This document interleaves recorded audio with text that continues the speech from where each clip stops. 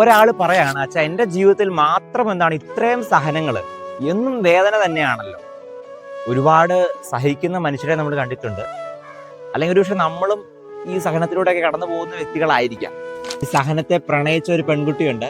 അവളുടെ പേരാണ് വിശുദ്ധ അൽഫോൺസ. അവൾ എങ്ങനെയാണ് ഈ വിശുദ്ധയായത്? രണ്ട് കാര്യങ്ങളാണ്. ഒന്ന്, പരിമിതികളില്ലാതെ സ്നേഹിച്ചു എന്നുള്ളതും, രണ്ട്, പരിധിയില്ലാതെ സഹിച്ചു എന്നുള്ളതും. നമ്മുടെയൊക്കെ ജീവിതത്തിൽ ഈ സഹനത്തെ നമ്മൾ എങ്ങനെയാണ് സ്വീകരിക്കുന്നത് എന്നുള്ളതാണ്. വിശുദ്ധ അൽഫോൺസാമ്മേനേക്കാളും കൂടുതൽ സഹിച്ച ആളുകൾ ഇപ്പോഴും ജീവിച്ചു കടന്നു പോയിട്ടുണ്ട്. പക്ഷെ അവരാരും ഈ വിശുദ്ധയാകുന്നില്ല. കാരണം എന്താണ്? ഈ സഹനങ്ങളെ ഞാൻ എങ്ങനെ സ്വീകരിക്കുന്നു എന്നുള്ളതാണ്.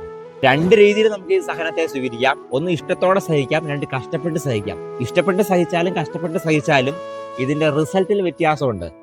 ഇഷ്ടപ്പെട്ടുകൊണ്ട് സഹിച്ചാൽ ആ സഹനങ്ങളൊക്കെയും കൃപകളായിട്ട് മാറും, വിശുദ്ധരൊക്കെ ചെയ്തതുപോലെ. കഷ്ടപ്പെട്ടുകൊണ്ട് സഹിച്ചാൽ ആ സഹനങ്ങളൊക്കെയും നമുക്ക് നഷ്ടമായി തീരും. വിശുദ്ധ അൽഫോൺസാമ്മ നമുക്ക് വെല്ലുവിളിയാകുന്ന ഇങ്ങനെയാണ്: നിന്റെ ജീവിതത്തിലുണ്ടാകുന്ന സഹനങ്ങളെ ഇഷ്ടത്തോടെ സഹിക്കാൻ പറ്റുന്നുണ്ടോ? നന്ദി പറഞ്ഞുകൊണ്ട് സ്വീകരിക്കാൻ പറ്റുന്നുണ്ടോ എന്നുള്ളതാണ്.